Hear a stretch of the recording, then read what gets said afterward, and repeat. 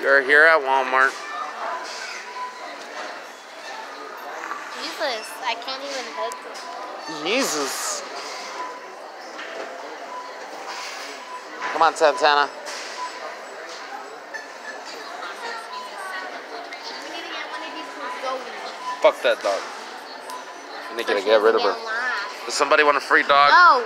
Her name is Zoey. No. She's available for adoption today. No, she's not. To no, she's good not. home. She's a very good dog. She answers to Zoey. Nobody takes care of her. Her kids don't feed her or take her walking. When we got the dog the first time, you said you were going to take care of it. So if you guys want the dog, Nina says you can have her. I don't want that dog. You don't want That's why you changed the subject. dog. You don't want the dog anymore because you want a puppy. And that's because mine is not. So there you go. Just contact me at mp4671112@gmail.com. The dog is available right now for adoption. You can have her right now. She comes with home, food, and everything. We'll give you all of her stuff. No. Caleb, stop.